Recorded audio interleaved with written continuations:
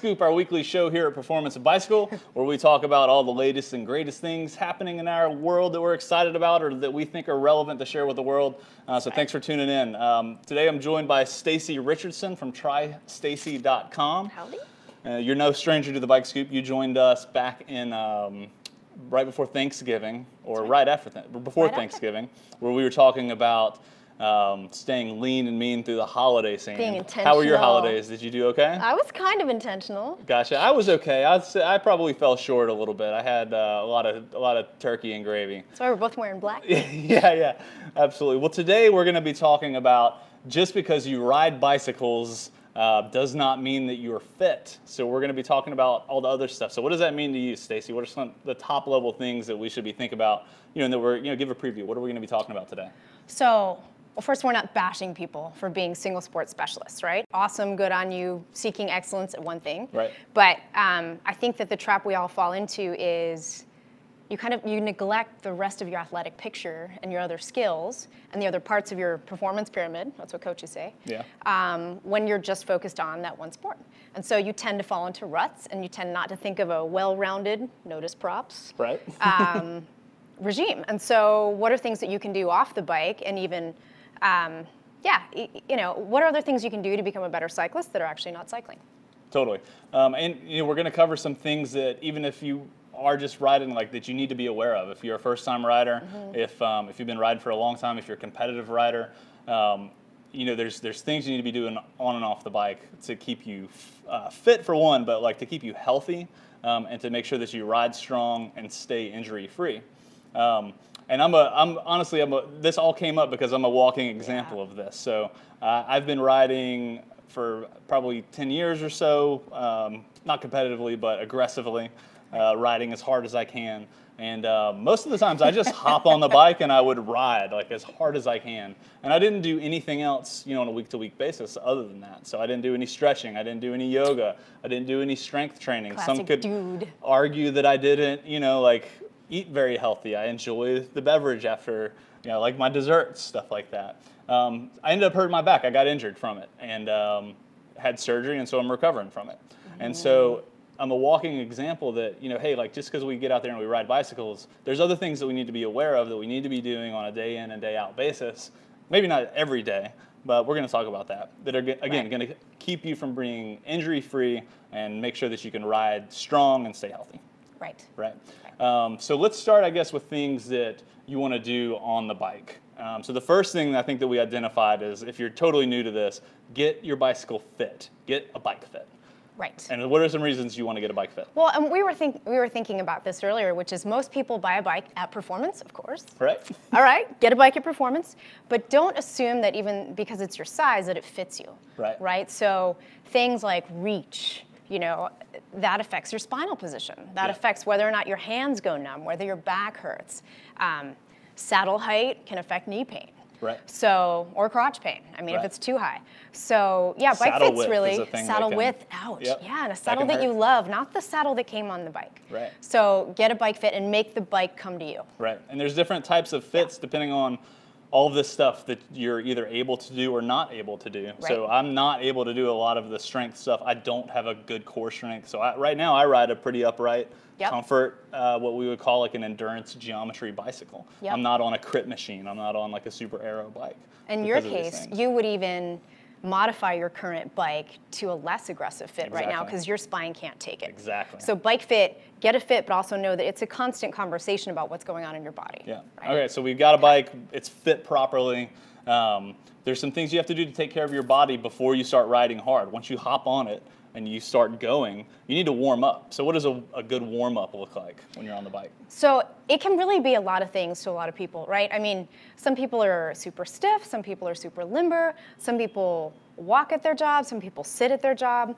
So you could take that any direction, but generally in coaching circles, we call it dynamic warm-up, right? So a moving warm-up, not a bunch of static stretches, but moving stretches. And one of the ones that we're gonna demo later is a dynamic warm-up stretch, the leg circles. Gotcha. But my favorite of the ones we discussed was your back extension and doing some standing back bends to get out of this drive, ride, sit, Right, crouch which we do position kind of that all we're day, in all every day day. long. We're always sitting, or we're driving, we're always kind of Yes. hunched over. So we want to straighten the spine, We're always kind of Yes. hunched over. So we want to straighten the spine, and we'll get more in depth into that at the end. Yeah, and I'd say we have two Get your heart rate opposite up. ends of the spectrum here. Like Right. you were saying, you do yoga all the time, you're very flexible, you do it a lot. You could potentially just hop on the bike and go.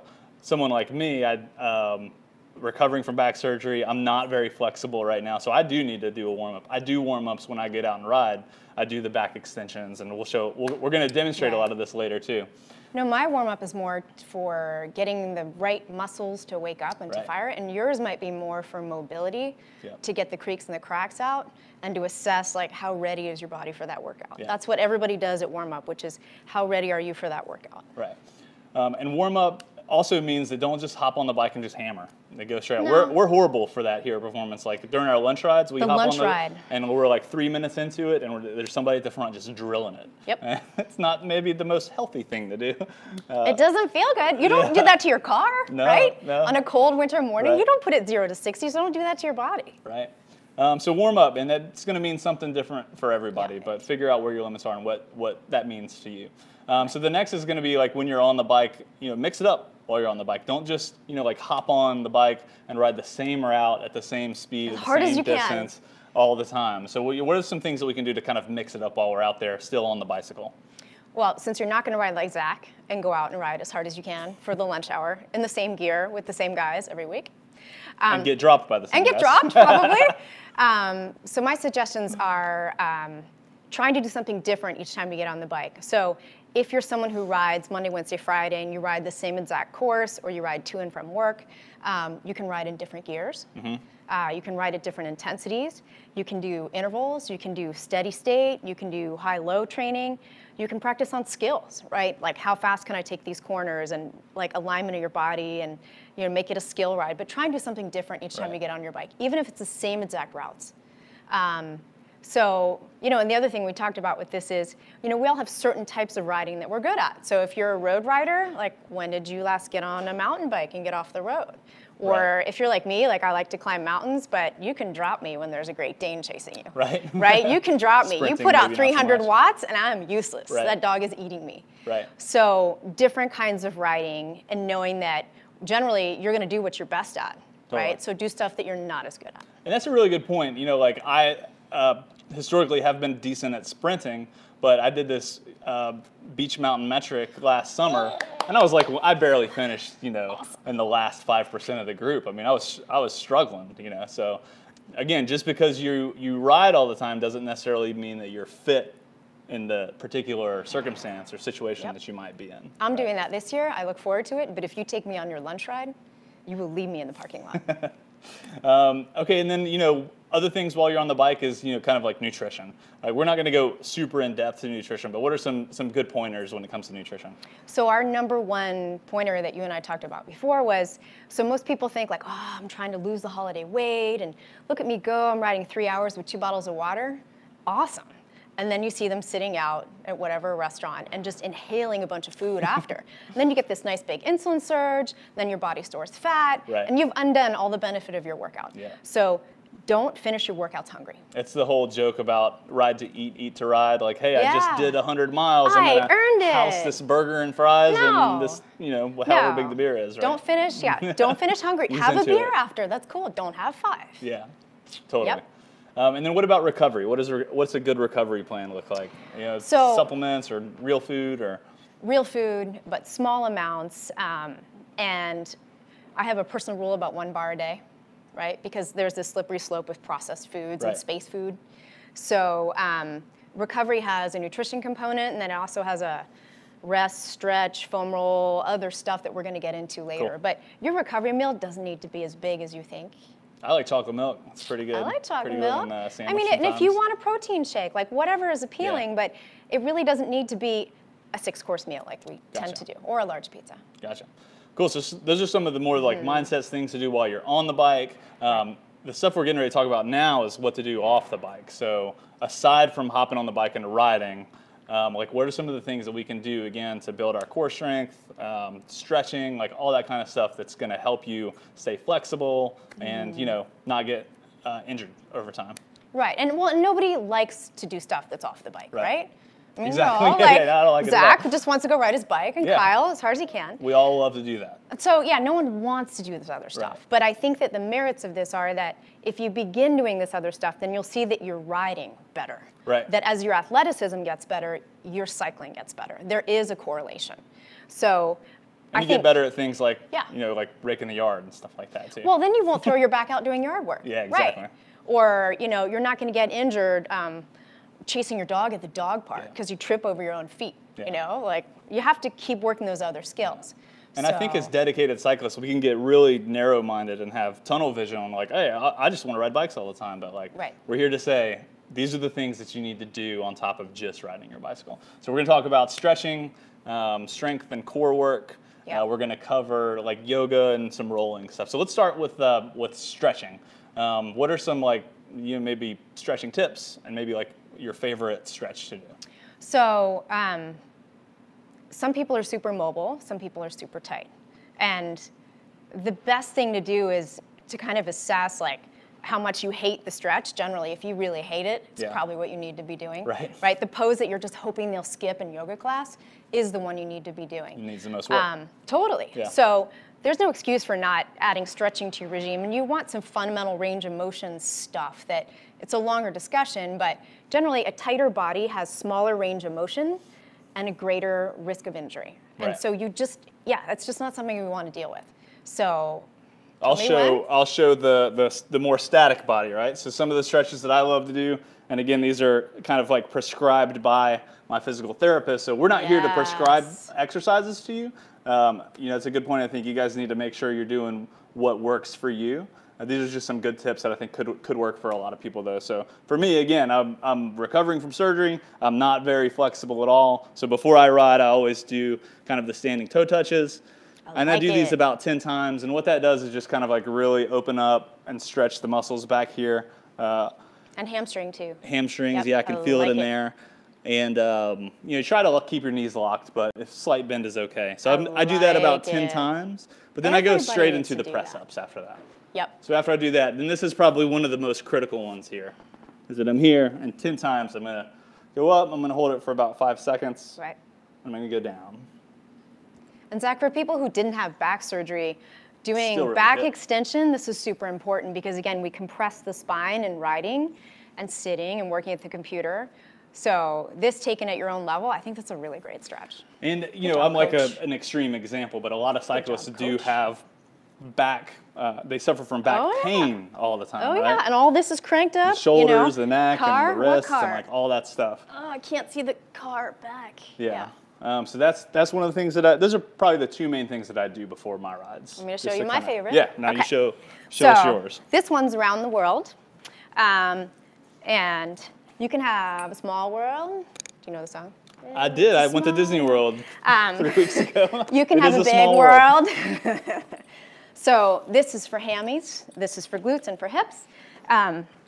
You can do this with any kind of strap, Zach. So even just a regular belt. Okay. So you're going to make leg circles right and left, and you're going to start small, go a few times around, and really try and be circular and think about where is your shape not a circle, right? I'm kind of creaky there. Gotcha. And then you want to get bigger and bigger and bigger. And you can do these as ride prep before your ride, and you can do them after, but I think they're wonderful. And this okay? is the difference in like a static So, stretch. Dynamic. And a Dynamic dynamic is the way to stretch. go. And Yeah. you were demoing dynamic too, where Yeah. you're moving. So Static is out. Yeah, static stretching. Out. And what's an example of static stretching?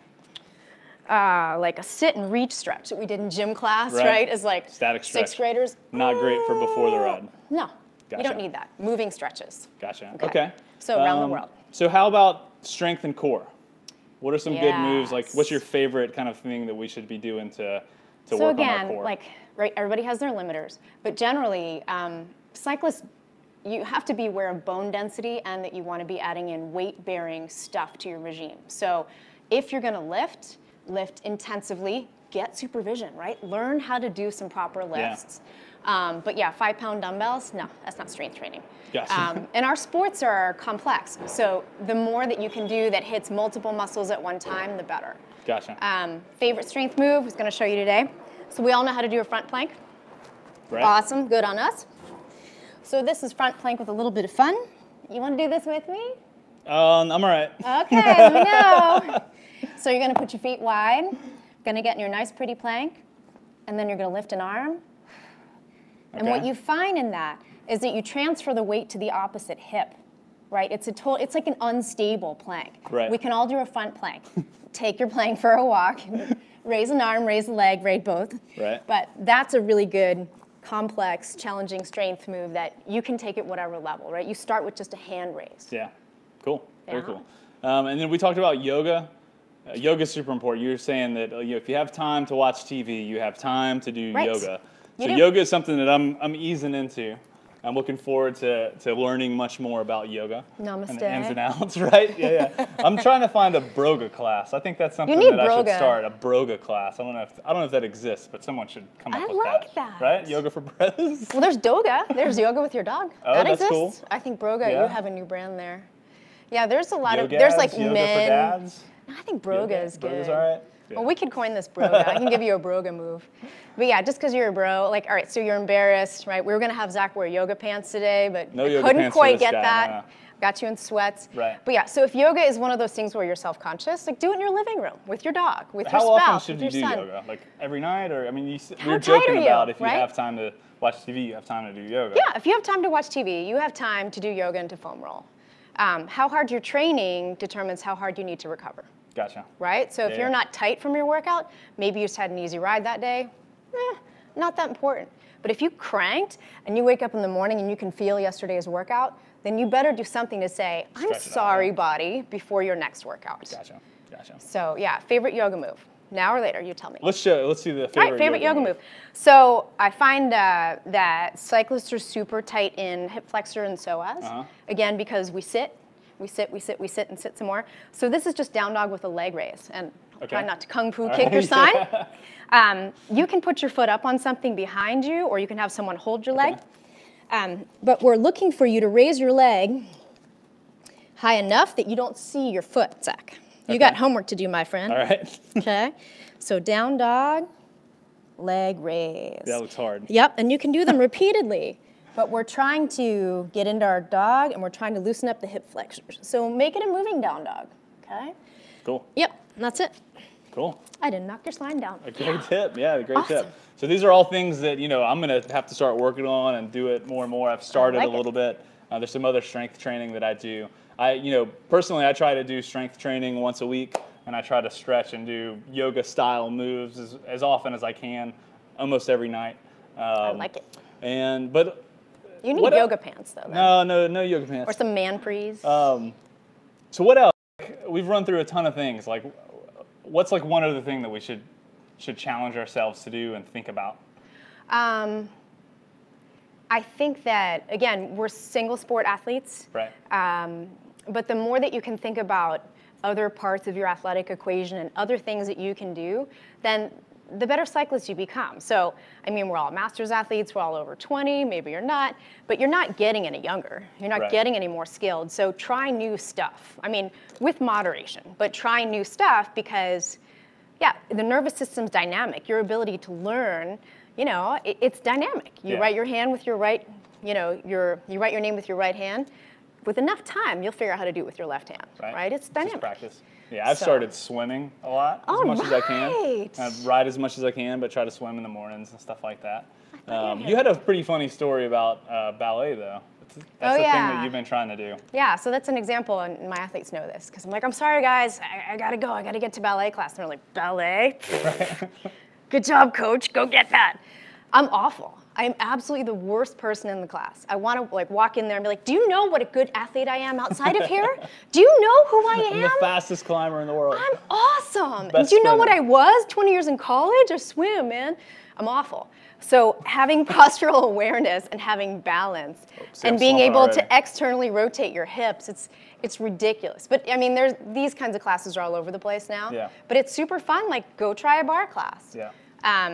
And then the other thing I told you earlier was that I thought I would be cool mom, and I would defend On the basketball court, right? basketball court with my son, who's in high school, and I thought, I'm so cool. I'm gonna go play with my son. He made all 6 shots past my defense, but I thought I have really good lateral skills. I've none, and I was exhausted. So yeah, try stuff with your kids, right? Try stuff with your dog. Like move differently, move in different directions, different loading patterns. Because at the end of the day, it's going to help your riding. Absolutely. That's what you're a smarter athlete. Cool. Well, Stacey, thanks so much for joining us. Thank We you, really sir. appreciate it. Everyone, this is the Bike Scoop. Happens every Wednesday at 3 p.m. Eastern Standard Time here on our Performance Bike Facebook page. So thanks so much for joining. If you just caught it here at the end, we were talking about just because you ride bikes doesn't necessarily mean that you're fit, all right? So we talked about all the things that you need to do before you get on the bike, once you get on the bike, and then all the things to do off the bike throughout the week to make sure that you stay injury-free and that you're riding strong. So Stacey, thanks again for joining us. And tune in next week. We're going to have Dr.